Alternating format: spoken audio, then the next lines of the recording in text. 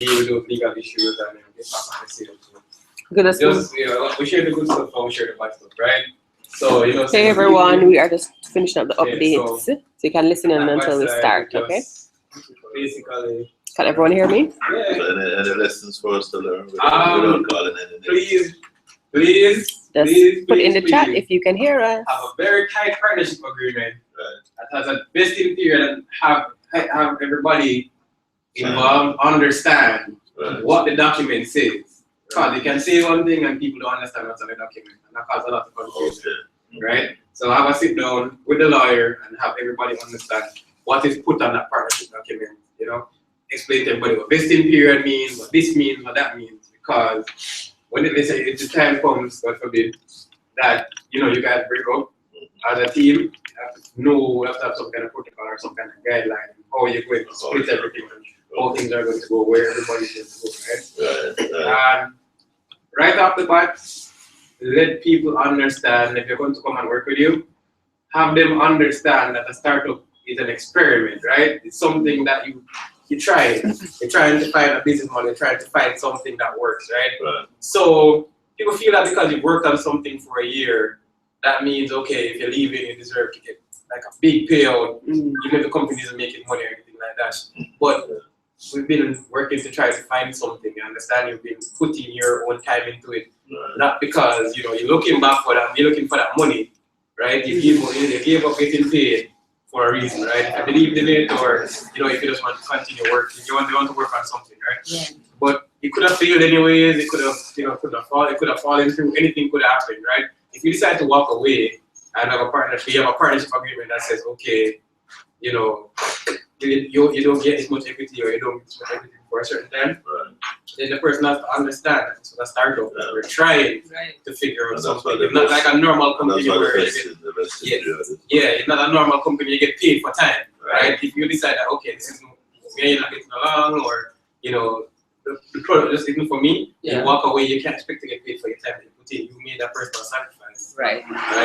And that's something that I understand. And that's what other people need. I'm sure most people in this room understand that if you and your partner break up right now, your partner doesn't owe you anything because you are part of that business. And you chose to put your time into something. It doesn't work out. And it's fine, because it could have not worked out for many other reasons other than the relationship between you and the partner. So question, that's Agro-central? Yeah. So question, when you say legal issues, are you suggesting now that that there was a partnership agreement in place before, but it was not? Didn't SUJ recover it? There's a partnership agreement in place, and not everybody understood. Not everybody understood, and that's caused a problem. At the same time, your partnership agreement and your articles of incorporation, which are two separate things, need to say the same thing, unless you have problems, and that is something that I see a lot of persons. Not only me, but other persons suffer from. The article of incorporation said, okay, two partners, they own this amount, they own that amount, whatever. But in your partnership agreement, it says vesting period, this, that. So there can be contest, people can contest certain things. One document says one thing and other document says one is more fluid. It's kind of, so keep changing it. Yeah, so what you have to do is go into it when the articles of incorporation has to, the additional articles that you can include, has to include some kind of partnership article. So you say, okay, the framework of the legal of the entity, the company entity, is based around the partnership. Okay. So you can speak to Chuck from Compliance Robot, because Chuck has been the one helping me out, showing me certain things, right? Because when I did it, I was like, okay, we needed to register the company to do something at that point, and we can think about how far we go. So yeah, you can speak to Chuck, and Chuck can possibly give you some good pointers on how to structure a partnership agreement and how to make it enforceable among partners, even if you guys decide to split. I don't know about the value-added service for startup. In terms of that legal. Yeah. You guys have that thing covered? If you're not, then. Yeah. So Chuck is legal. He's a lawyer. He's a legal. I wish Chuck was here.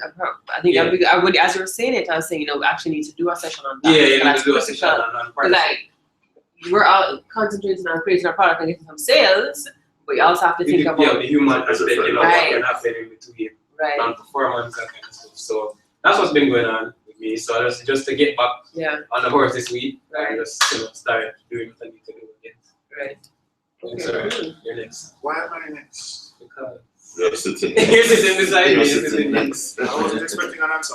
Okay, so I'm from Universe Studios. What have I been doing this week? So prior to this, I've been concentrating on the students. I do gaming, educational gaming. But recently, I've been asking teachers, what is it that, how is it that I could help? Or, what do you see that is where gaming could help? And a lot of them were saying that, well, the tablets in school initiative was good, but they just give them like a social tablet. Just so they can see them. That is it. They don't put anything on it.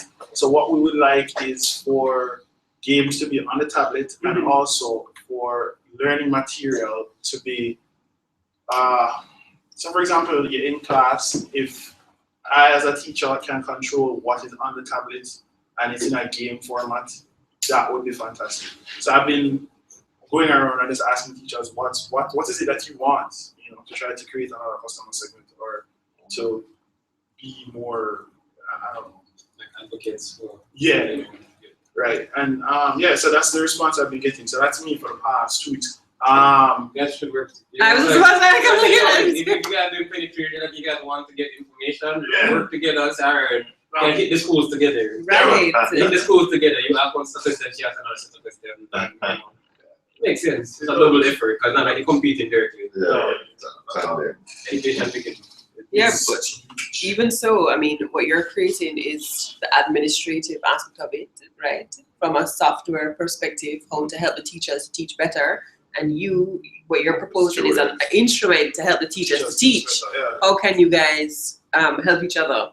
Or it doesn't necessarily have to be a synergy, But they share the information. but or exactly, share so you get the to the top. Contacts, pass on. Or even remember, Share contacts, Yeah. It's a share and contact. not just shared contacts here, Yeah. but also suppose you can create some additional value. So in other words, if you're offering this package, can you upsell?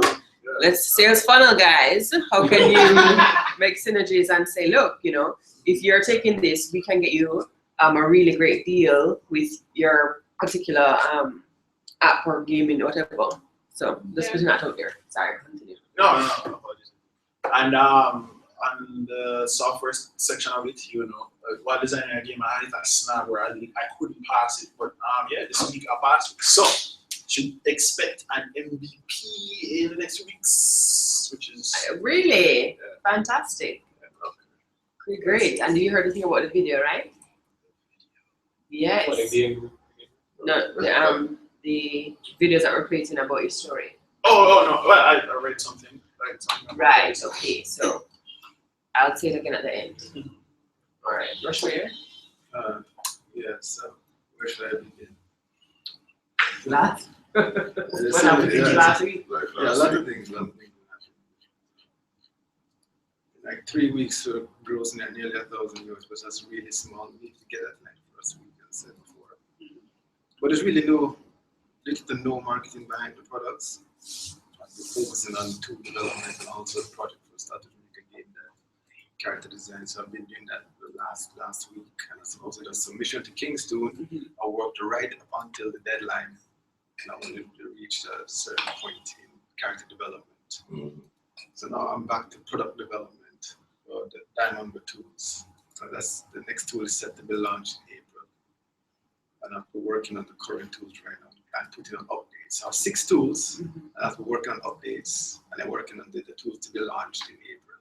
Okay. So it's a whole lot of work. So right now I'm thinking I need some kind of partner, someone to work with. Yes, you're thinking. Why didn't you share something? I can't. What's going on? Hey guys! I really can't do all of it at the same time. But it takes a certain level of skill. I mean, it took me quite a lot of years to actually learn all the things that I learned to create the tools to make the games. So to find someone here who do the same thing, I think it'd be difficult. I mean, it's hard enough to find game developers. To find people who can make the thing to make the game is even harder. But I'm not gonna find a person to do the marketing. Right. Yeah. Well, I mean, with respect to that, it is that you know that there is a caveat in terms of you finding persons who are able to help you in that way.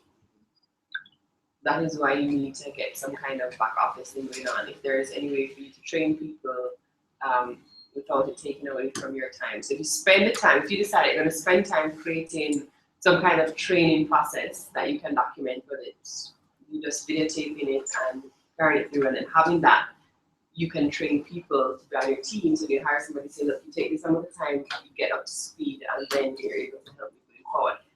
That's forward thinking. So it's not necessarily immediate, but you should think about things like that in the future. So that's again admin stuff that we don't often think about.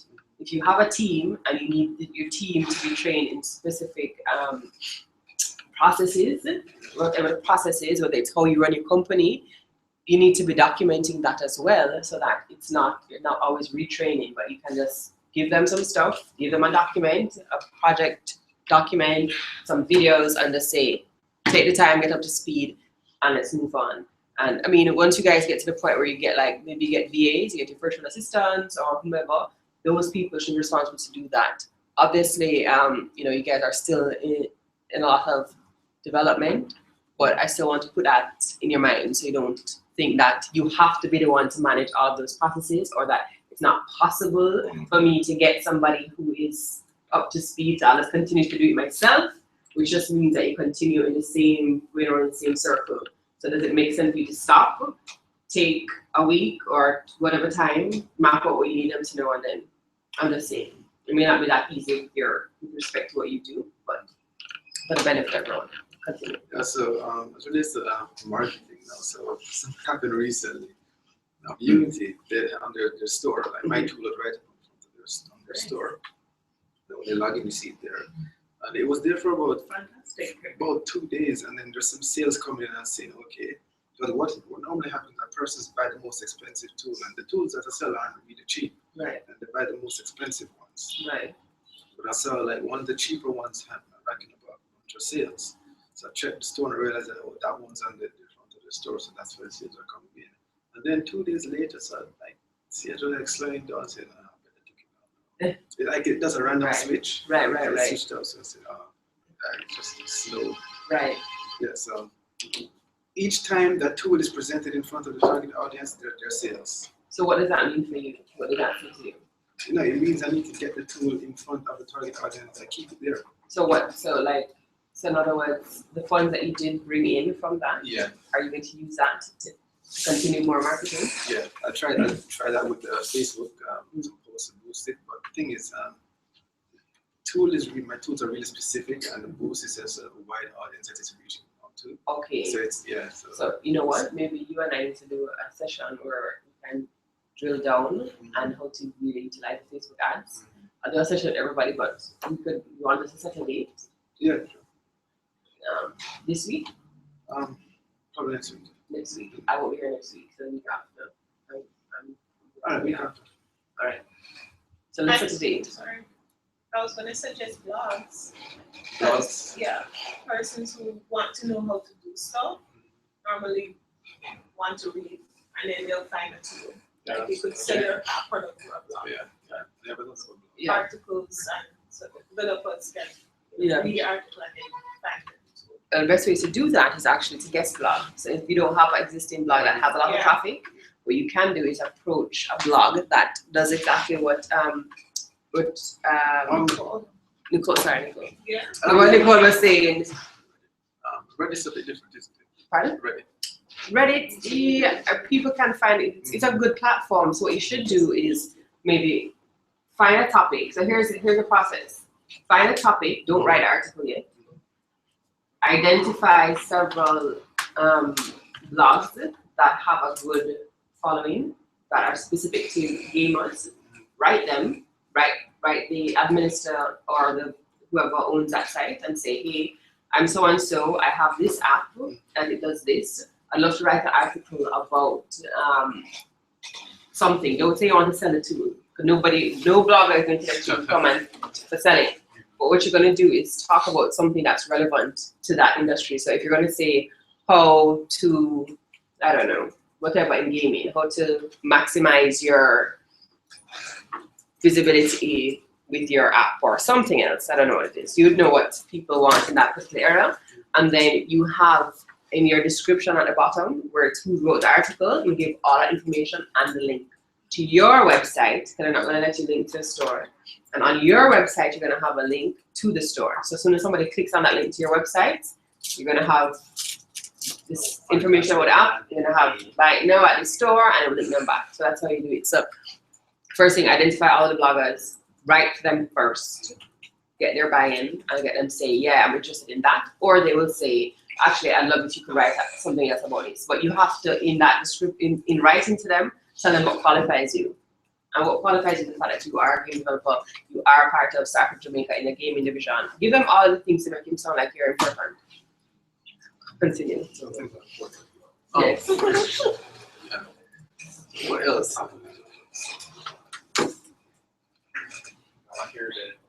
Well, we're running out of time. Okay. I think that's it. That's it?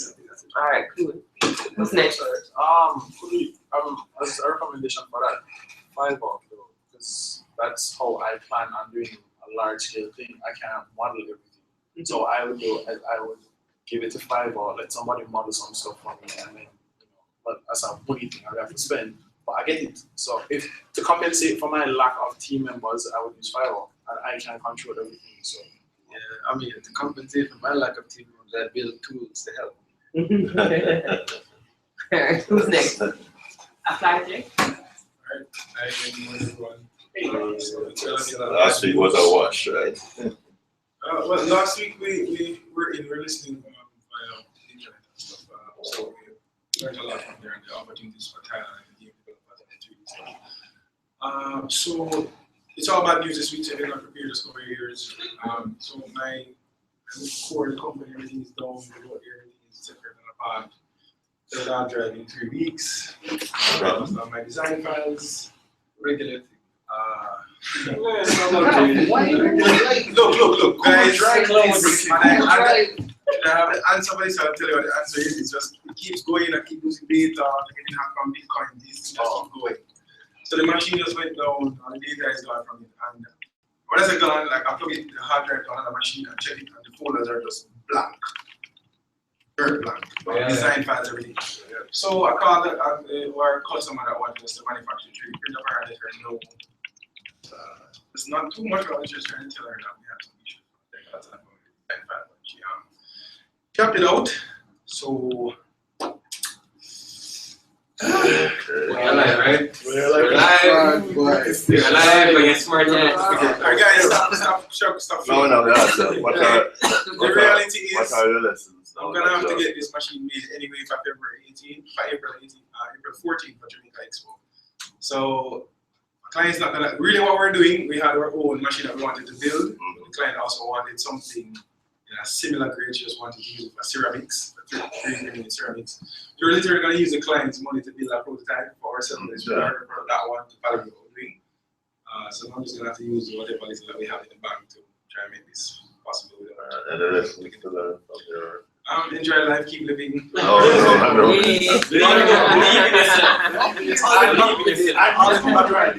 Okay, so everybody always goes to the back of stuff, right? No.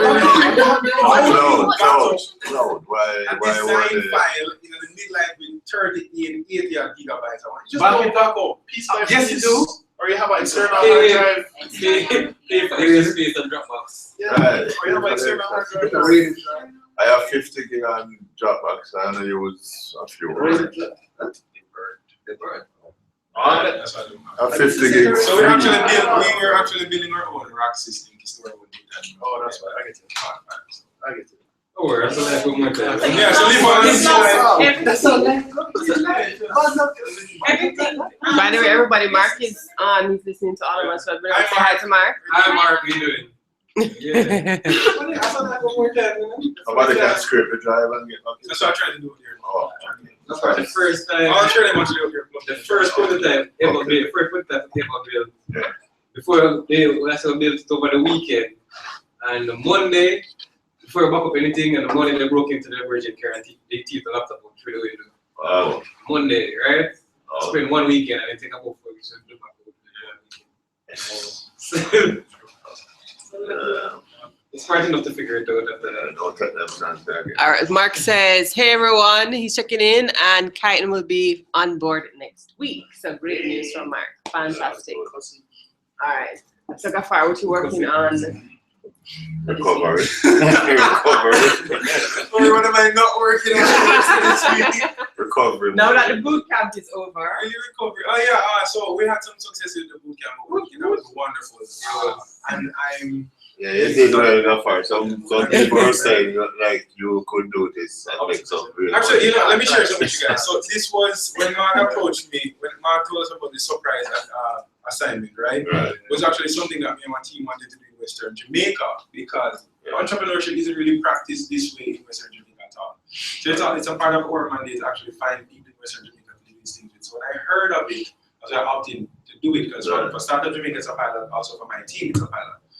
Then it became successful and Scotia came on board, Rosalie, awesome job. She wanted to do some follow-ups with me across the island for all this. So yeah, kind of worked in both of our favors, and I would actually do that with him because I like opportunities for speaking engagements. I really practice. Yeah. So yeah. Oh, yeah, It was a good boot camp. It was a very good boot camp. And some of the guys are looking forward to joining some of the other startups or needing the accelerator program themselves, and they have wanted to join the boot camp in May. So they're really working because like even this morning. But remember, they do have access to SUJ now, SUJ. provided They will they be meet here, the I can tell you that now. meet the criteria. We just have class now.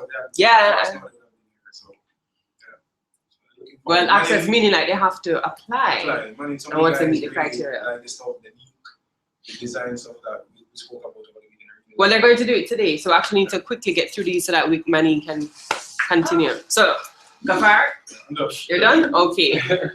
Laurie, Kyle, so- Did you mention Steve Blanks and Brand? Yes, we did. And next week, though, not next Thursday. Okay, next week. Okay, So not this week, so next week Thursday, right? So, Laurie, yeah. I'm sorry, I had to. You have to go? I have to leave. Right, no problem. Sorry, Nicole. Sorry, guys. No problem. All right, sorry, Kyle. And then Manina, I'll let you go into your presentation. You can just give us your update. Okay. After. So Kyle, go ahead. Alright, that would be e-tuition is aiming to be the school fee payment platform across Jamaica. We're kind of late to the party, but so we're kind of trying to play catch up. So we are basically at the same research stage as Neurotech. We'll take a lot of the tips regarding the data gathering methodology and approach from what Nicole said earlier. But we have basically designed the instrument to go and interview or survey the administrators at a select group of schools, small select group of schools. So basically, test the concept before we jump in and start doing the real work. But my co-founder is a little under the weather, so that's hampered progress. And then this week is exciting. Yeah, Mark wants to know if you called the 5 people. Did you call the 5 people, or did you send them the survey? No, I think she did the calling. I should Okay. did some calling, just to get the names of the persons to actually send it to. Right. But in terms of actually sending it. Okay, so you got the names and you sent who to contact them. All right. Yeah. Okay. So this week you're working on getting the them. deploy, right? But as I said, instead of trying to send them something and then wait on them to respond, Right. maybe we'll just say, Pick up the pick phone. up the phone and call. Right. Can we just answer these 5 questions? Right. And then let's move on. All right. It's probably you should just speak to like the first. So Manine, I think the floor is Yeah. yours. Specific. To access. Specific. Yay, okay everyone, thanks. Ladies and gentlemen, Bye. Most tired presenter. The most tired presenter in life. All right. No. All right, so I'm gonna share the screen now. Manine is coming up to do his presentation. All right. Manine. So I just use ours, right? ultimate Okay. expert guy. Right up front, so it's- Let's make sure that it's showing the screen. Yeah. Mhm. All right, cool. Okay, great. All right. Okay, so hi everyone. This is Maneen from Divine List, and today we're going to talk about landing pages. Yeah. Some of you already know. Some of this we don't know. So depending on your knowledge base, this may be a very short or kind of lengthy presentation. But the landing page, the ultimate hacked non-expert guide, done by myself and Danique from Startup Robot. So to get started, pretty much what we're going to talk about is just what are the best practices of a landing page, what a landing page is used for, and how we can actually put these best practices in play to actually increase our conversions or get to what we want to get to when we put up a landing page for a website. For those of us who may not know what a landing page is, pretty much any page or website for a specific purpose, or traffic is sent there for a specific purpose or to prompt a specific action. So most of us have encountered landing pages throughout our lives as we go through the internet. If it's landing on Facebook sign up page or landing on HubSpot, download an ebook landing page. They're all to do one specific thing and to prompt a specific action. And we're going to talk about the three main reasons why you may want to build a landing page for your own startup. So one second, let me see if I can just, hey, Laurie, could you help me just resize this so everything fits? No, the window itself. Yeah, the window itself. Okay. I'm sorry. That's fine. Yeah, that's fine. Right. So, yeah, there we go. So the first reason why you may want to have a landing page is to pretty much validate your idea. So before you build anything, some people, before they build anything, they want to put up a landing page to see if people would sign up, people would pay for it. And it's a good way to test your audience without necessarily asking them directly. Because people won't give you true responses if you ask them, hey, would you buy this? Because sometimes they're just going to give you the ideal response, right? But if you put something like a landing page in front of them that seems real, then they would give a more realistic response. They'd either ignore it or they click that button to pre-order or buy your service. And so it's a good way to validate whether or not you have an audience or whether or not you're right about your target audience by putting up a fake landing page. And I say yes, fake. A fake landing page that actually doesn't have to result into anything, but to just test an idea. Other people do it to, in this case where we see with the Bounce iPhone app, to just really launch with an audience. So before they launch their product, they would have people pre-order, and then they would launch with, let's say, a specific market. So if it is that you are building something like a marketplace and you need people to sign up to your marketplace before you can launch, then this is one way of doing it, by putting up a landing page to collect leads, to collect information, and then launch when you actually reach your quota. Now, another reason would be to collect leads. And this is very similar to validating, but this is more about figuring out who your potential target audience is, or to figure out who are the people who may be interested in what you're selling. So sometimes you want to figure out, maybe you're doing something, maybe you're doing a design startup like we're seeing here with Interaction Design Trends, and you want to share information to people who may be interested in buying your product. And so you would put up a landing page to collect their email address and give them something in exchange, maybe an ebook or maybe a free wallpaper. Maybe if you're Diamond Go, maybe some game engines. Right? These are good ways to figure out who are people who may buy your product by giving them something for free or in exchange for their email address or contact detail. And finally, is to simply sell your service. So you want people to buy your product, you want people to sign up to your service, and so your landing page is usually used to really communicate what it is that you do so that you can compel someone to either buy from or use your service. Now, so we're gonna get into some of the best practices. Laurie, could you help me make this full screen again? Instead of, okay, never mind, yeah. Okay. So landing page best practices. And we're gonna talk about just 4 main things that your landing page should have. which is first your USP, which is your unique selling point, like what it is that you want people to sign up for, what is the purpose of your landing page, which is one of the most important things of that landing page. We're going to talk about benefits in terms of speaking benefits instead of speaking features, and how to turn your features into benefits. We're going to talk about proving whatever it is that you say that it's real. Sometimes people will not want to trust your website unless there are some trust indicators or unless there is some social proof that other people are using it too. And finally, your call to action, which is the action that you want them to take when they land on your page. So we're going to go through all 4 of these. It's just pretty much practices when we're designing and developing our landing page under these categories. So your first point is your headline should not suck. And your headline is a part of your unique selling point, which is the first thing that your visitors are going to see. And it has one clear job, which is to get them to understand what it is that you do. And so when you're doing that, you should try to choose clarity over being clever.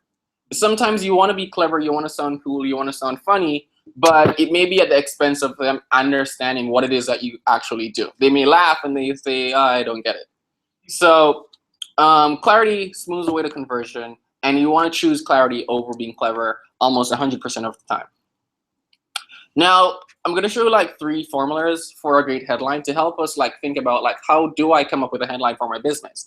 And 3 formulas that actually work. One is to frame your product as, let's say, the only way to do something that is desirable without having to do something that is undesirable. For example, the only way to lose weight without going to the gym, right? Very solid headline for your website. Another formula is to do something hard in a period of time, or it should be short period of time, or relatively short, or to promise them something. For example, to do a full workout in 15 minutes, or never go to the gym again.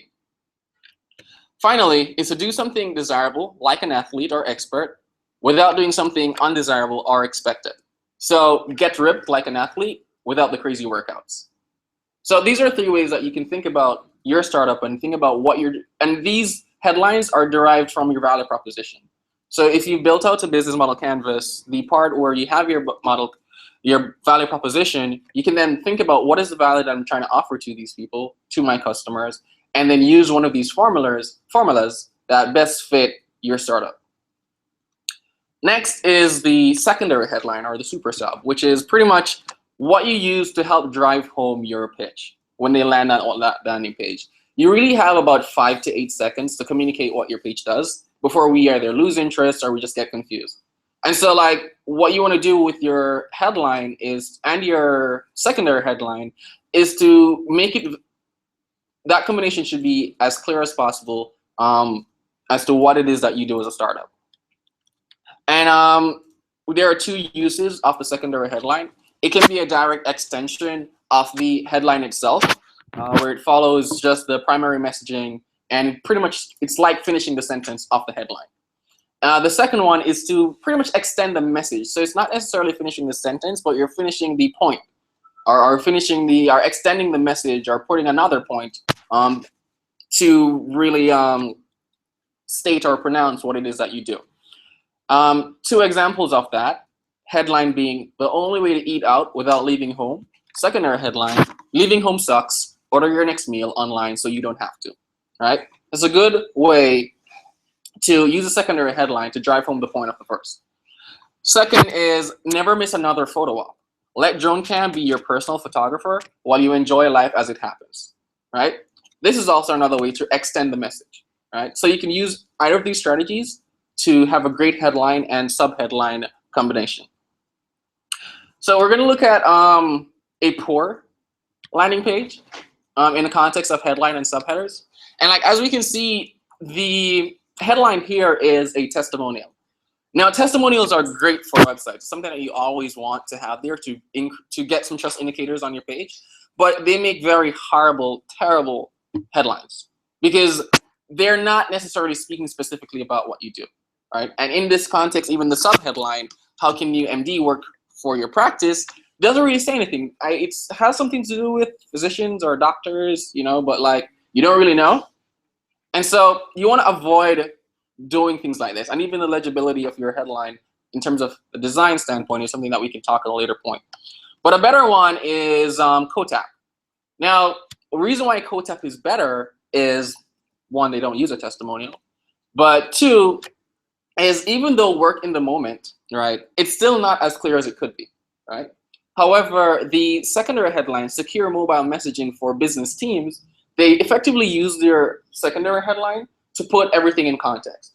And so you can choose to go this route to really let your first headline be a bit ambiguous, but it's not recommended, you know, unless you have a very no-brainer application or unless you're popular. Like only when you're popular and people know you, you can actually start doing clever things with your headline. But you're new, you want to be as clear as possible. A good one is Invoice Sherpa, where Invoice Sherpa says, start getting paid faster. Right? Very clear, very upfront, and that's appealing to me because we all want to get paid faster. And then there's your secondary headline, automated accounts receivables using your existing accounting software. And then puts everything in context. This is something for someone who's running a business or runs their own, or works in some accounting firm or does the accounting part of their business, and they want to automate that payment process, right? You can use Invoice Sherpa, right? And so this is how clear you want to be when you're thinking about your headline. And in this case, they're using a promise for their headline. This is the formula that they chose, right? Start getting paid faster. That is their promise. So next up is the benefits of using your service. So it's very important that you speak benefits, not features. And it's very important that you actually speak benefits on your platform, on your landing page. You want to speak to the audience to let them know why it is that you're important to me. How can you help me? And sometimes speaking about the features of your service, you end up speaking more about yourself and less about the audience that you're trying to attract. So you want to speak directly to the needs of your visitors as opposed to talking about yourself, right? Now, we're going to go through like 4 steps where we can take a website like WordPress, take their features and turn them into benefits. I'm going to show you how to do that. So the first thing you want to do is take the features off your platform. And you want to list the key product features, the key ones that you think would be the most important to your consumers. And then, for instance, for WordPress, we have point-and-click site design controls, right? Mobile responsive layouts, and one-click automatic theme updates. Those are what WordPress will use, are the 3 key themes that makes them unique, and that's their value proposition, okay? Then you want to examine what each of those features does, or why you include them in the first place. Like, why do you think that they're the most important, right? And so you look at your features, and we're going to take the first one. Point-and-click site design controls becomes, the reason why it was chosen is because it easily customizes your site in fewer steps. That's what it does for you. Okay, so you can start seeing, even from just doing step 1 to step 2, how you took your feature and actually made it to the consumer's benefit, right? And that's what you want to do. So once you can identify the reason why you chose those platforms, then you want to go to step 3, which is our features. You want to go to step 3, which is ask yourself, how do these features connect with your prospects' true desires? So like, yeah, it's easy for them to customize their website in fewer steps. So like, why is that important to them, right? And so the reason why it's important is because it gives them the ease and ability to change their own website in minutes without the need or expense of a developer, right? And so we start getting closer to that features, that benefit statement, right? And then finally, once we identify what is the true desire of the consumer, you then want to try to connect to them on an emotional level, right? So you want to ask yourself, what does this mean for my user on an emotional level, right? And this helps you to truly understand the benefit of that feature, right? And so we're going to start from so we have point-and-click site design controls becomes easily customizes your website in fewer steps. And the true purpose of that is to create the ease and ability to change your own website without the need for a developer. And when you think about it from an emotional level, you start using words like the freedom and flexibility to not have to pay a developer to update your website and give you full creative control at your fingertips, right? And so that's how we move from just a feature to a benefit, right? You start thinking about how this consumer feels after using this feature, right? And it then helps you to even validate whether or not that is a key feature to begin with. Okay, so if you list out your key features in step 1, and you realize that at the end of the day, it's not really adding true value, it's probably supporting another feature, then you realize that it's not a key feature. It does not need to be on your landing page. Okay, so we're gonna look at WordPress in action today in terms of how they speak benefits, and you can see that they do a good job. Starting, they use very simple terms, it's easy to use, and they sometimes try to avoid technical terms, right? They try to just speak emotively, but like they're not doing the best that they could do, because you still have stuff like SEO friendly, search engine, et cetera, which it could be a case where they're just trying to target that specific audience, right? But then you have people who are not as technical who use WordPress, right? So a better feature website is Path. Path is filled with benefit statements, right? And I can read a few. So one of my favorite is, let's see.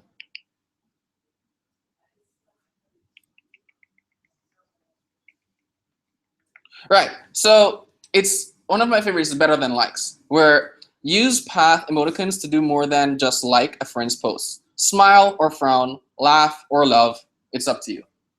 Very emotional, And the next one is like a timeline search. Revisit a lifetime of moments by searching for friends, birthdays, places, cities, holidays, months, seasons, and more, right? So they want to get you to just envision yourself using this application, right? And that's what you want for your consumers. Get them to see themselves using it just by coming on your landing page, right? And the more that you can do that is the more they be compelled to actually sign up to use your platform, right? As a user, I like it because Exactly. So that's a good way to do it. I like this because of, and you use that to do your feature statement. Okay. So thirdly, you want to prove everything. This big story. You're telling us that you have this wonderful application that does all these great things. You need to prove it to your audience, right? Because the internet is made of skeptics. Okay. And you can prove it firstly by using social proof. Now, social proof is the use of just social indicators or signals to let your audience know that other people have tried and liked what you're offering, right? And it's a very persuasive tool as people tend to try things that other people have tried, right? And so one example of social proof, or a website that uses a lot of social proof, is Basecamp, right? And you can see they're using, 5,000 companies have signed up. They have a testimonial right there. And if you scroll down, you'll see how many people actually use the service. So they're all about using social proof to validate that they are real and that people have tried and enjoyed their service, right? Now, some of us may not have, let's say, 5,000 people sign up to our service, all right? And we may think it's very difficult to get social proof, but social proof can come from just talking to your potential target audience. So even before you sell them something, the people who you interviewed, the people who you talked to, the people who you put this in front of, and the good feedback that you got, with their permission, you can use that as social proof, So you can start collecting social proof from day one before you even actually start building your service. Next is you can also use trust indicators, right? If social proof is not enough for you and you need another way, maybe you're in food, maybe you're in medicine, right? And you need to build up trust with your target audience. Trust indicators are good ways to build trust, where you can incorporate testimonials, as I said before, but endorsements from more established companies or more established people, right? You can use that on your website. Reviews, mentions from newspapers, can always put that on your platforms, and guaranteed seals and third-party trust certifications. So maybe you got a seal from NEPA if you're in the environment, right? You can put that on your website so that people know that they can trust you, okay? And finally, your call to action is something that you do not want to screw up. After you've done all this work, right, from your USP to getting proof to speaking features to speaking benefits, your call to action is what you actually use to convert these people into either users or leads or et cetera, et cetera, et cetera. So it's very important that you just do not mess it up, right? It's a final point of interaction and your last opportunity to convert your visitors, right? Now, sometimes the question is, where do I place my call to action, right? There are two general places that a call to action would go: above the fold or below the fold. Above the fold being, which is the most common choice, is a space that a visitor sees without having to scroll. So they land on your website, and whatever they see above, in front of them without scrolling, that's above the fold. And that's where most people put their call to actions. However, others choose to go below the fold. And they sometimes choose that if it is that their product is a bit more complex, right? Above the fold is a matter of, I can explain my product in as very little words as possible. And so it's very simple to understand and digest. But maybe you're doing something in, I don't know, biochemistry, you know, and you're doing a startup within that field, and you need some time to really explain what it is that you're doing. Sometimes choosing above the fold in that context, it doesn't give your audience enough time to digest what it is that you're doing before they choose to sign up. And so they either leave because they're confused, or they sign up without knowing what they're signing up for, which later is going to hurt you, because you're going to realize that half your leads are actually not real people who are interested in your service. Okay? So this is an example of an above the fold call to action. Everything is in front of you. There's no scrolling involved. We have our headline and we have our call to action. Try clicks now, right? This is an example of a below the fold. And below the fold, it's advisable that you choose the ADA model when you're doing that, so it can increase your conversion. And if you did marketing, if not, it's fine. But ADA means attention, interest, desire, and action, right? So you want to take your audience through a journey, right? And you want to design your landing page with a below the fold call to action in such a way where you grab their attention first, right? You pique their interest, right? You speak to their desires with your benefit statements, and then you give them a call to action, right? And that's one way that you can really optimize a below the fold website. And sometimes below the fold websites do perform better than above the fold websites. It's completely dependent on the type of service. And so I said before, you know, choosing above or below, there is no set rule. Like, you can choose above, you can choose below. It's really up to you, right? However, as a guide, the simpler your product is to understand, it above the fold generally works best in those circumstances. But if you're doing something that's a bit more complex, then you want to go below the fold to give your audience time to digest the information that is on your landing page. Okay? Some people do use both, definitely. Some people choose to use both, where they capture the people who get it and they follow the ADA model, right? So that they can capture the audience who scrolls. And so as I said before, there is no rule. You can always go hybrid, right? And that's a good point. Some people do use both. So now, your buttons. It may seem like the most trivial thing, but it's really not, right? Because your button is what your audience is gonna interact with, and it needs to be very clear what your button does, and your button needs to be easily found and identifiable. It needs to actually look like a button, all right? And so what we're gonna do is just to go through like 6 guideline practices, best practices for effective button design, right? So you want contrast, clickability, and use a good size, right?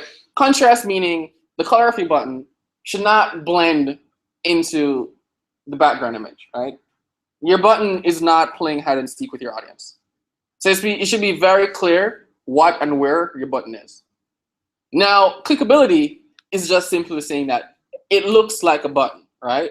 If it looks too flat and unclickable, then people just think it's just another design element on the page, right? So you want to make it look like a button. Put some effort into actually what your button looks like. And size. The bigger you are, the better in terms of the size of your button, right? You want to go big or your audience will leave when you're thinking about your button. And so an example of this is Zendesk, right? Zendesk uses a button that looks like a button, right? Right position, right size, right? And it contrasts with the background image. So it's very clear that this is where you want me to go, okay? And again, it's an above the fold. Another 3 is directional cues. Sometimes if you're using a below the fold, you want to have some directional cue to let people know that there's more below, right? So you grab their attention, you can use an arrow or you can use an image element that is halfway, like it is cut off at the bottom of the page to indicate that there's more, right? That's on your landing page, okay? So sometimes you want to guide your user through that process. Next is your copy, like what is the text on your button? Now, words like submit, it's no. Okay, don't use submit because submit does not tell your audience what it is that that button does. It just says submit.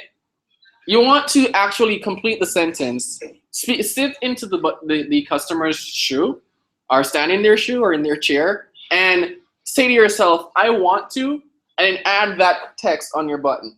So for example, I want to sign up for Zendesk. That's a good copy for your button. And your button should complete that sentence for the customer, right? And so you can use it as a rule of thumb to add things to your button. And it doesn't matter if it's long, it can be a long text, it's fine. Some people put sentences on a button because it works, okay? So finally, white space. Like you want to give your button enough breathing room so that it's easily identifiable, right? And that there's space around that button. An example again is Basecamp. So Basecamp uses great white space on their website, and they have no problem letting their buttons be a little bit more wordy than the norm, right? So I want to give Basecamp a try. It's free for 60 days. So you want to just complete that sentence when you put your copy on your buttons, okay? Now, a few notes on user experience is that trust must be earned, right? And it's not an easy thing.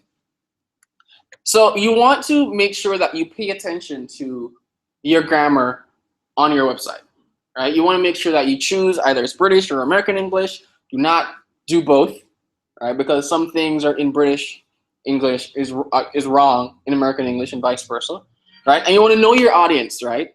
And you want to speak to them. And that means sometimes you have a product that can approach or is relevant to a number of different audiences, people from different backgrounds, but you have to really choose which one of them you're actually trying to appeal to, right? Because if you're trying to appeal to all of them, like they'll know, right? And if they can't really place you, then they aren't able to trust you, right? And so you need to so if you're choosing to build your voice and build your persona as, let's say, a 20-year-old or a 50-year-old, like you have to choose and speak to that audience specifically, right? You also need to pay attention to your tone, both verbally and visually. Like, what are you portraying on your website?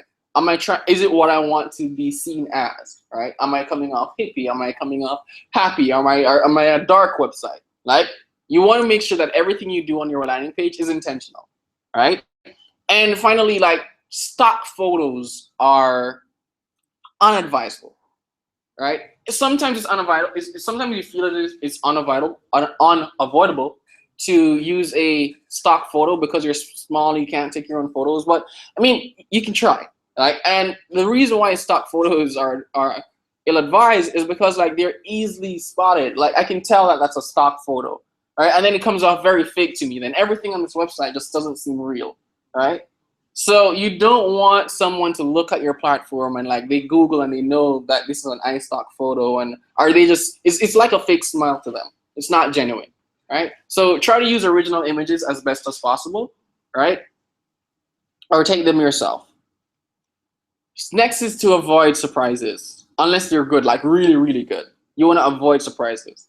And what I say avoid surprises is because the internet has grown into a culture. Like they understand how the website works, how the internet works, right? And so when you come and I land on a web page and then things just start looking weird or things just start acting differently, then I'm going to try to avoid your website because it's messing up with my ecosystem that I've been used to. So things like make sure that your links actually look like links. Don't try to get too fancy. Like we know how a link works, right? So stick to the best practices. Right? Also, regular text should not look like links, right? Because then they're going to click it, nothing's not going to work, and they're going to leave. No button or links that don't work as expected. So like if let's say there's a play button, right, and it doesn't play, then you need to like look on your platform and make sure that all your buttons are doing like what the icons say they should do. Don't try to switch it up, right? Because then your audience is gonna get confused and they're gonna leave, right? Try not to have any uninvited audio. I'm listening to music almost all the time when I'm browsing. So when I land on a website, I don't want to hear music playing. So these are some of the things that you want to avoid, right? In terms of building your landing page. You want to get creative, but you also want to entice your audience, not surprise and scare them off. So go easy on the eyes as well as the mind, right? Make sure that your text is properly spaced out, right? Make sure that your font is legible. Make sure that it's easy for me to just scan through your website, because that's how people look at websites. It's not like when I'm reading a book, I read from left to right. But when they land on a website, they're just looking all over the place to find like just things that catch their eye, right? So you want to make it very easy for me to scan your website and be, enticed with what's going on that page, okay? An easy way to test your landing page, you can do two things. And we call it the white paper test, right? So the white paper test is you take your headline, you take your secondary headline, you put it on a piece of white paper with no background images, and you put it in front of someone and see if they get what it is about, right? That's how you know you have a really good headline and secondary headline. If you can do the white paper test and it passes, okay? Another way to test is after let's say you've done your white paper testing and you built your landing page, you want to grab a test subject, right? And you want to do it from a random person. And you want to ask them these specific questions, like let them know you're going to show them a website, and ask them to think out loud, right, about what it is that they think the website is about. What do they think? What does the information say to them, right? What actions do they think that they can take? And like what other comments do they have? That's a good way to, and do it with a random person. Don't do it with your friend. They're gonna lie to your face, okay? Don't do it with your friend, or just a random person. Let them be very honest, and that's a good way to see if your website is actually effective. In a very small cohort, right? As you introduce this to more people, you're going to learn more things, but at least you get to prepare for some of the obvious things that you missed while you're working in the box, because you understand your website, and so what happens is that you sometimes apply your understanding to what's on the landing page and think it's very easy to understand when it's not, okay? So it's good that you get someone random who has nothing to do or not affiliated with your product to be able to look through your landing page so that they can test whether or not it's effective. We don't have to visit Typeform today. But we can talk about a small short talk about metrics, which is pretty much how you know that your landing page is effective at the end of the day. See, you use metrics to measure the goals that you set up when you're building this landing page. So we said you either are trying to validate, you're either trying to sell your product, or you're trying to collect leads. You use metrics to see how effective is your landing page, And so good landing pages sometimes convert between 20 to 30%, great ones 40% up, And so you want to look into those and to see, okay, am I converting within that 20 to 30% conversion rate, And if you're somewhere at 10%, you can see where your options are, where your opportunities are to improve that conversion, okay? So, and conversion, it just means how many people are, the rate of conversion, or the rate of converting people to, let's say, that lead or that customer, versus how many people are visiting your website. All right, so that's your conversion rate, okay? So we're gonna talk about like the metrics that we had at the Vinus, like some of the things, how metrics really helped us figure out like what we're doing as a platform, and how you can actually do it yourself as a startup, and the benefits of being a startup when you're talking about metrics. And so the goal we had was to get more people to sign up. Simple, right? And this was our very first landing page. So as you can see, we're breaking all the rules, right, in terms of what we talked about just now. Right? Like this is the page, and we're breaking every rule. There's no real headline. Like there's this script there that people are not gonna read. The button, like it's tiny. right? We're breaking all the rules. We had no idea what we were doing, right? And like we put up this landing page, and we realized that people weren't clicking the sign up button. They were clicking that image over there. And I don't know why. We don't know why, right? But how we found out was we had Clicky installed, which is one tool you can use to track your metrics, right? You can use it with Google Analytics. And what Clicky does, it allows you to, what we used it for is it gives you heat maps on your page so you can see where people are clicking. So Clicky is free up to you get a free 2-month service where you can use the heat maps. But you're a startup, so 2 months is good time. Yeah. So you can use that to test your landing page at the very beginning.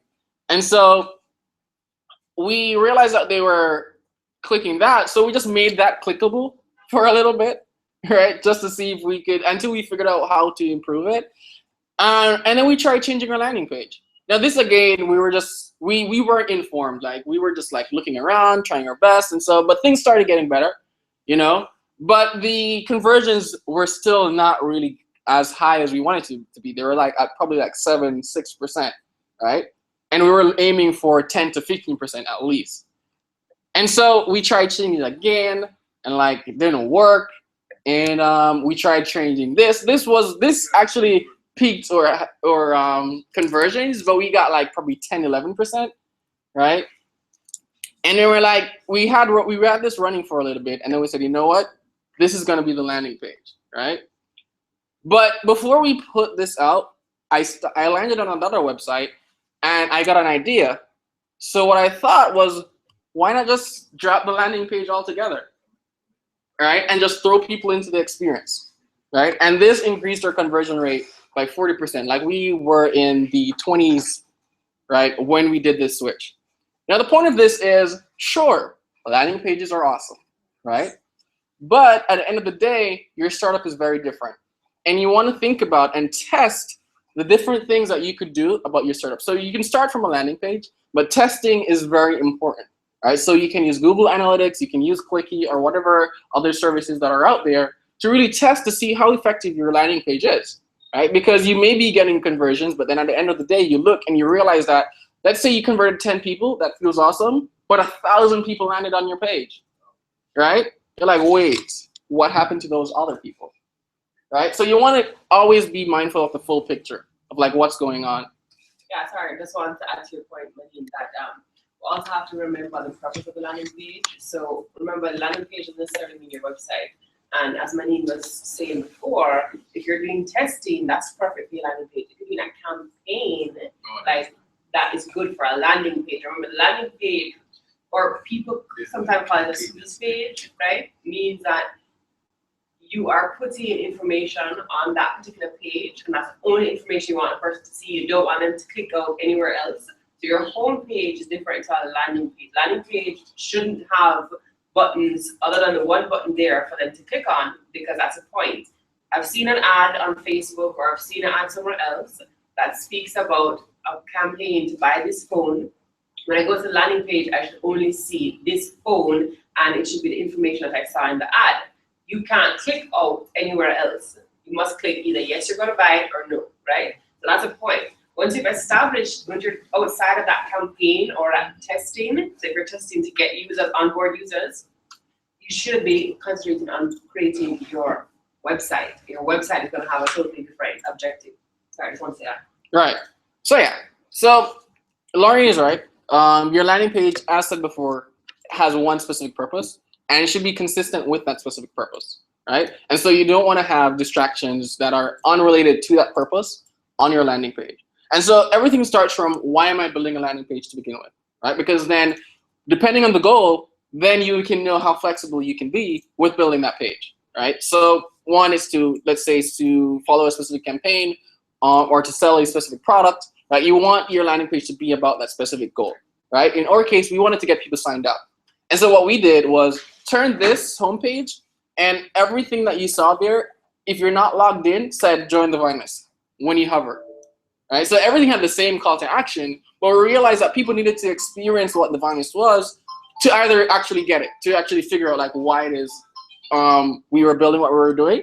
And a part of it was because we didn't know what we were doing. We we didn't know what the copy should be, right? And so even last week we changed our header after doing this presentation in the boot camp, right? So instead of it saying welcome to the Vine List, it now says the easiest place to find products in Jamaica, right? Just make it very clear, and that was our promise. If I may, personally, I don't know, I prefer this one because this is how my mind works.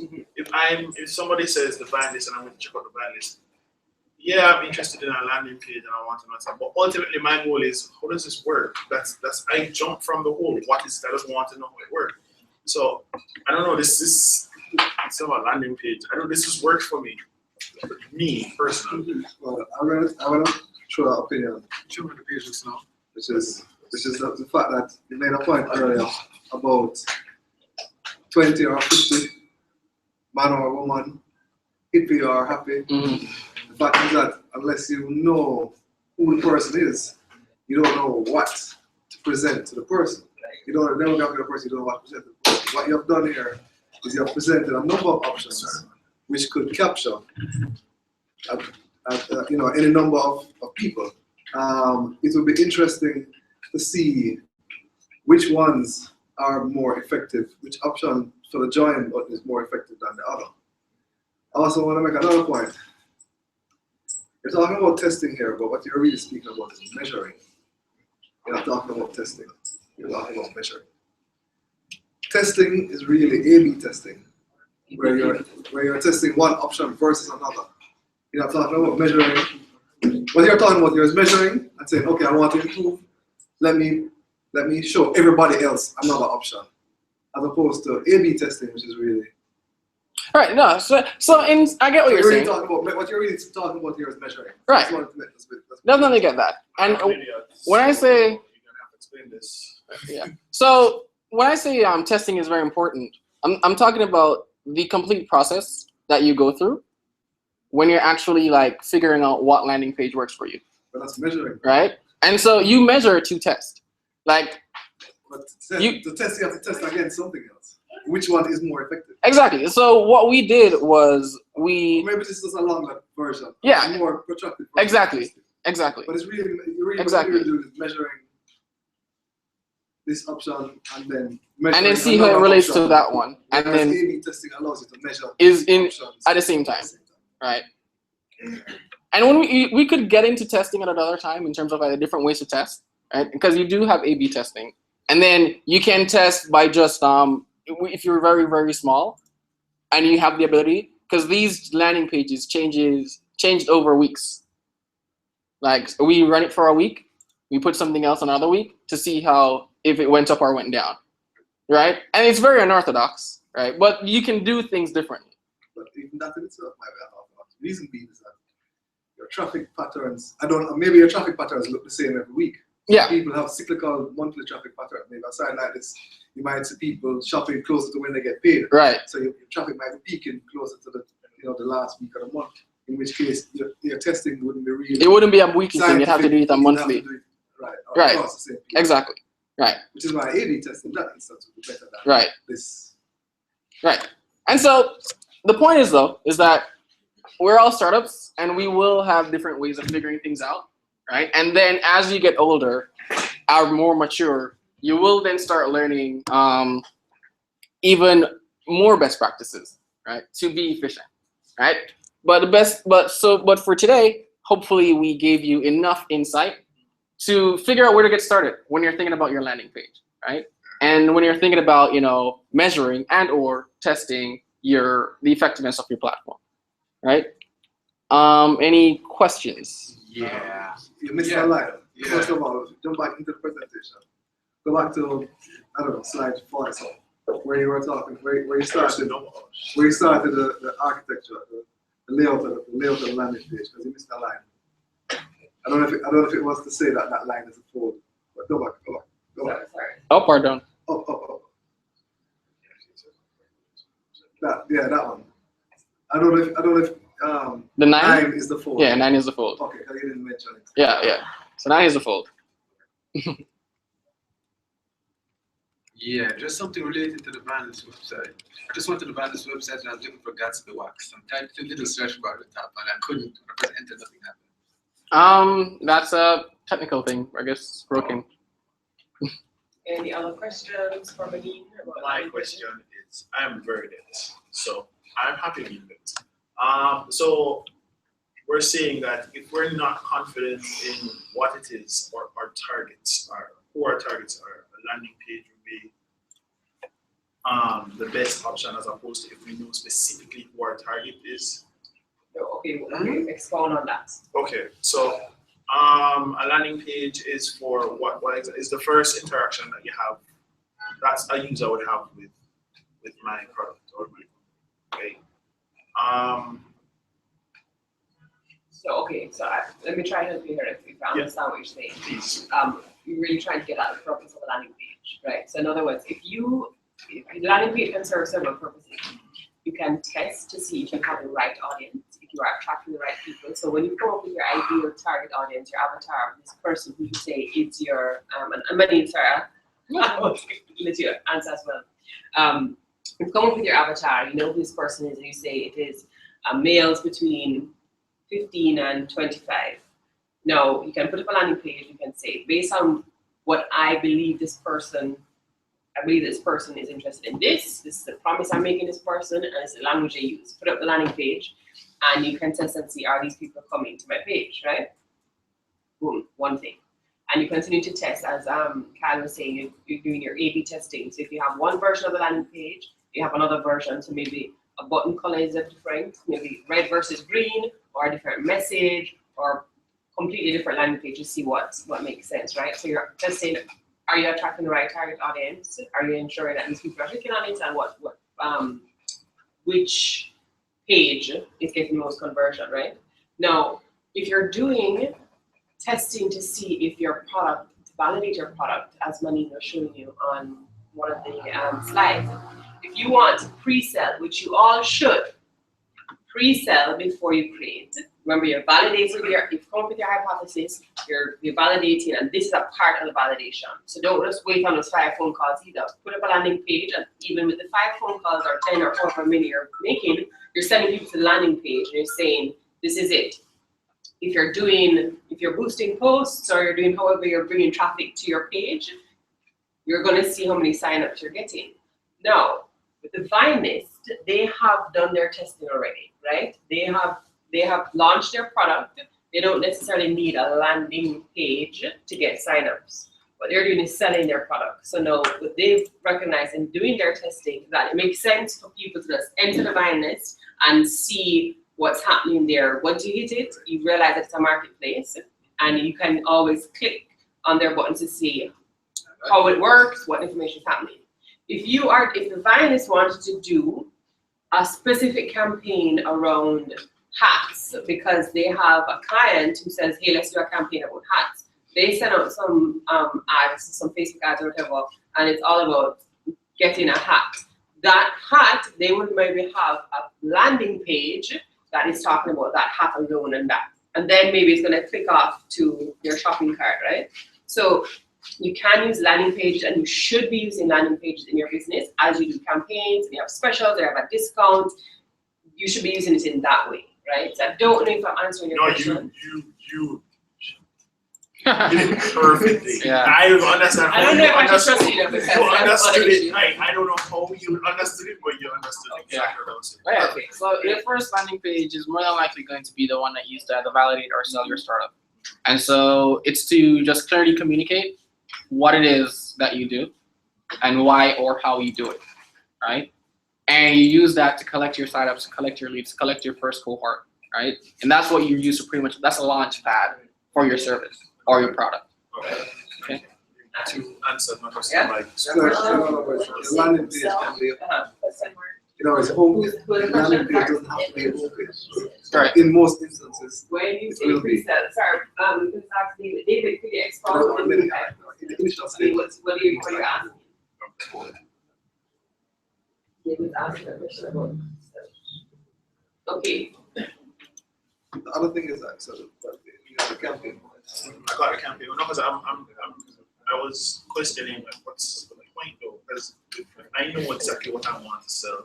I have my audience already.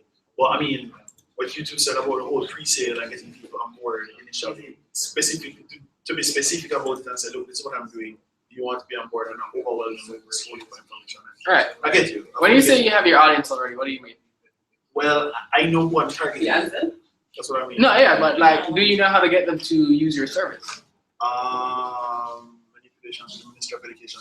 That's I don't know if I'm answering the question. I mean, like, see, here's the thing, like, we have to be thinking practically, like the actual steps that they will go through to know who you are and know what you do, Okay. right? So you're not going to physically go to the ministry or go to schools and like write them down on a piece of paper, no, because you can't do that. Like you could start out that way, but to scale, you need a way where you can collect them as they come, right? What your landing page does is pretty much that net, right? So all that reach that you have, you direct them to this landing page, they come here, and how it communicates will help them move from just being a part of that cohort to being a part of your cohort. Okay. So that's what that landing page does. I think one thing that's important to put up there is the fact that,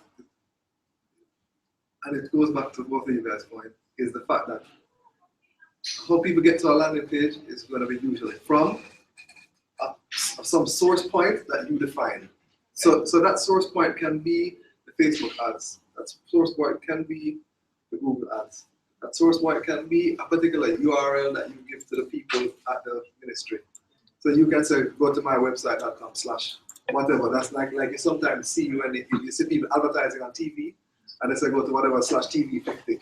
That's a custom URL that they want you to use for them to help measure, number one, how effective their TV advertising is, and number two, to ensure that you see the content so that they see the content that you want them to see based on the ad that you're pushing. So the landing page is usually something that you craft in response to either to some specific source that a referral point that you have created.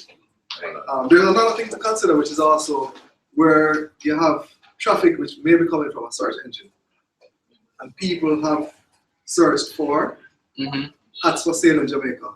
It simply means that when I land on the buy list, don't show me boots or belts. Show me cars. I'm going to land on the buy list homepage same way now. But because I can now interrogate the referral, the referral from the Google referral URL is coming in, I can now tailor my page to say, right, these are hats for sale. Right. And you can have, and as you said, you can have it changing. Sorry, you're saying that something? No, I'm not doing that. Okay, I just wanted to reiterate that. What that does too is, remember when we were talking week before last about the whole sales funnel, and that if you're using a landing page for lead generation, which is what we've been talking about, and even pre-selling can be thought to be the same thing. If you're creating a lead magnet, so something they're giving away for free, like what we're talking about, maybe an ebook or something, then that is also where you'd want to create the landing page, grab it, and then you direct them to your regular website homepage. Some people prefer to use like an about us as a homepage. Oh, okay, what you're saying. I get about this section. Right. Question, you're saying that a landing page doesn't have to be your, for instance, timing through, timingthrough.com, something else, or should it be timing through? Because when I hear about somebody's product or whatever, I'm not gonna try slash that. But guess what? If I I'm just saying, when I try the .com, I want to see something. I don't want to see it come up saying that this is something else, but I want to see what you really want people to see, which is the landing page. Yeah, but so I would say you wouldn't want to go somewhere else, and you have your link, which is /this/that, takes you to somewhere else, and then you telling somebody about it, and they don't use that link. They just use timingthrough.com because they heard about that. But normally what people will do is they will incentivize you to use the / thing, or tell you, say, use invite code XYZ. No, it depends on where you hear it. I'm saying you might not hear about it in a formal manner. True. Well, in that's that the case, problem. You know? but in that case, that's Chinese telephone and the message. Well, here's the thing. Landing pages are designed But Facebook, Right. you have to log in Sometimes to move in. you would put the landing page, not necessarily on the home page. I heard something, so he was saying that before. It might not necessarily be your, your main domain name. Yeah, but it's just like a drug trial. Like a drug trial with people. I mean, the doctors can control all the variables they want. They won't control every single thing. You see what I mean? So in other words, you're going to get far more people from the TV ad going to that link than you are just going to the homepage. And you know that it might not get everybody. It's just like with any test. Every test is going to have some flaw.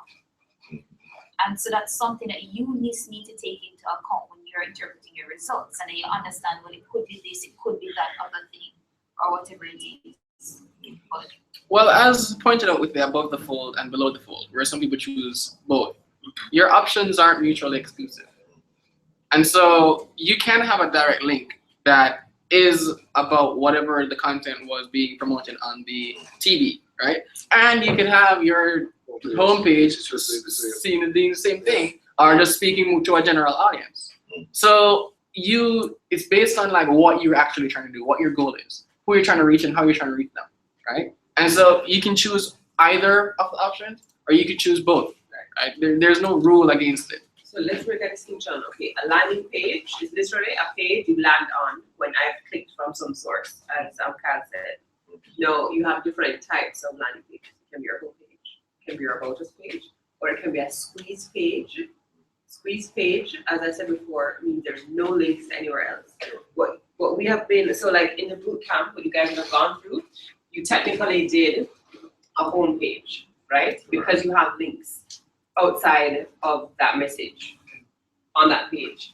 If you are creating an opt-in page where the only thing I can do is opt in to your email list by being incentivized, by getting something, same thing as a squeeze page, right?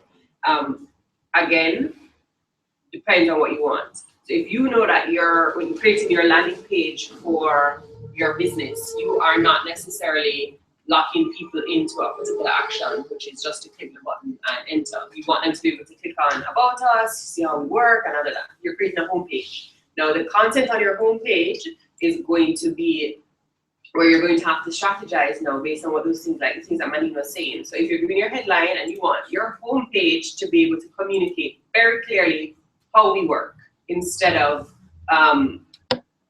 about us, right? How it works. And you might have download the app, join the queue, get in time, something like that. That's very clear with your headline, right? Versus if you were to create a landing page where you want people to now subscribe to grab the app, where you probably have that same thing, but you wouldn't have About Us or anything else. You just say join the movement or something like that. I don't know if I'm confusing you guys or making it clear. So I just want to make this distinction that the landing page is any page anybody lands on once they click from somewhere, and then you can now further expound and say it's a home page, About Us page, or opt-in squeeze page. And so, like, what you guys should take away from this is, like, when you're thinking about your landing page, whether or not it's your homepage that you made that landing page, or whether it's your About Us page, is like, right? It's like these steps can help you communicate effectively what it is that you're trying to get out.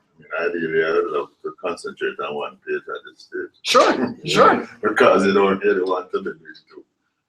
So, a landing page is like, it can be a hybrid basically. You have the main button you want them to click on, but you may want something like contact us if they want to.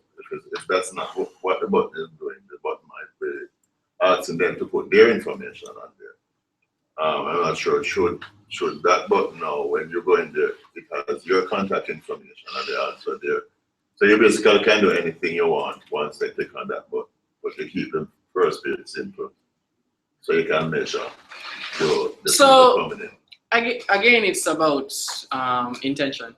So if that button is to sign up, and you want to give them a sign up form next.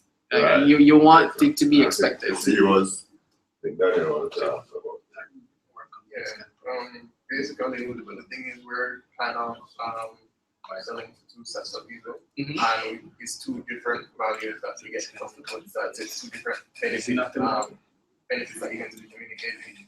So one of my questions was, is it that, for example, is a company and a customer, Which two sets of people?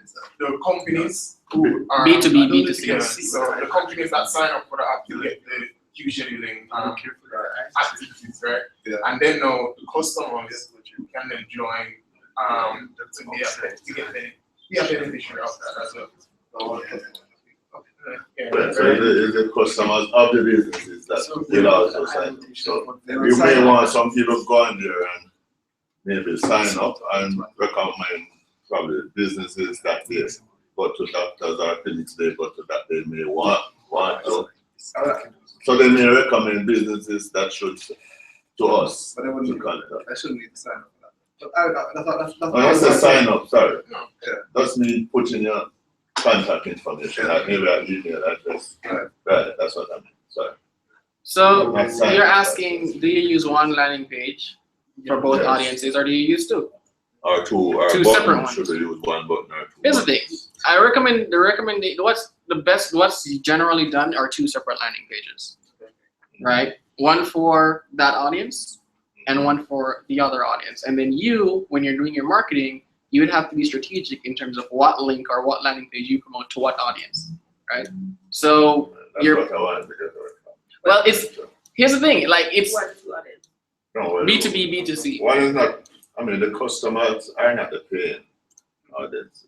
They're not paying, so, I follow. so it's really the businesses are paying, but what I'm trying to get away, because the stage I'm trying to get away from doing two, trying to target the two separate. I want to, if I promote it, if I'm speaking about, or if they hear about it somewhere, that's why I asked you earlier, because I want to get away without doing that. Slash this link, I just want people to be able to come to timingq.com. If I'm doing an interview on the radio, you might have customers here and businesses. Right. If I don't need to say you can timingq/US.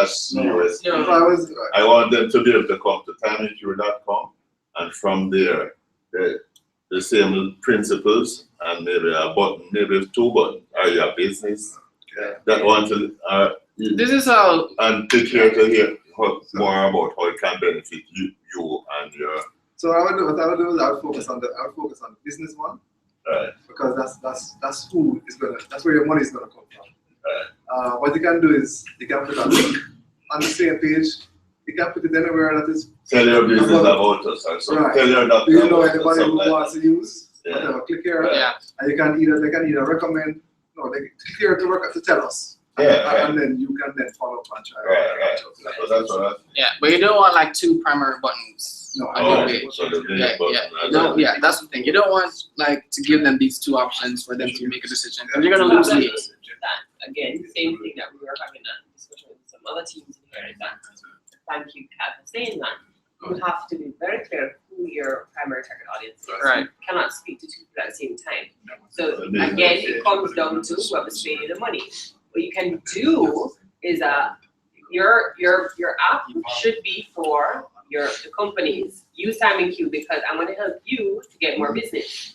Now, what you do is if you want to do a campaign to get users to demand that your company do that, you can create a landing page for that. But just to be clear, when you're talking about having // if you want to have 1 million landing pages because you want to have 1 million campaigns happening or testing, remember that those are links that people are clicking to. And then you, if you're doing radio ads, radio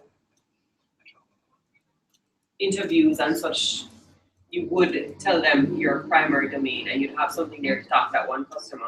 But typically, if you're doing, given that you're digital, I would want you guys using digital advertising and start concentrating on the traditional modes. So you having that / won't be a problem once you have links. People don't care what the Okay, so what do we do here? Sorry. Every question. All right, so guys, we can like One more we question. can. I know. I just want to make one more point, which is that as a B2B, primarily as a B2B business, you shouldn't try and expect the same conversion metrics as a B2C business.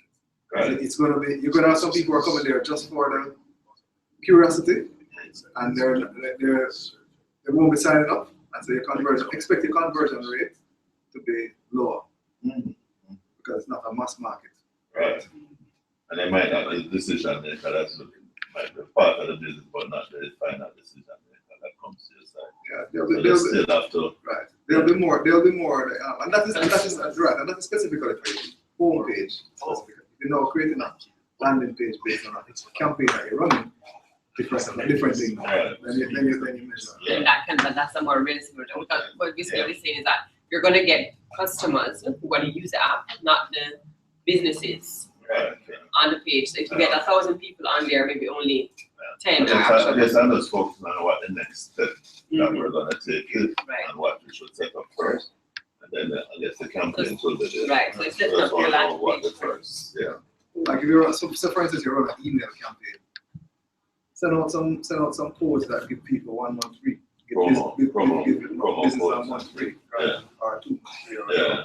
and then now you can test how often the codes are used, or Right. So great questions, guys. And I hope everyone online managed to stay all the way through. Yeah. But we will hand over to Laurie again. We're actually, that's it. you Thanks, guys, for being a part of it. Okay. Yeah. Until next time. Until next time. Until next Tuesday. Until next Tuesday. We'll see you. And any more questions coming in? Nope. All right.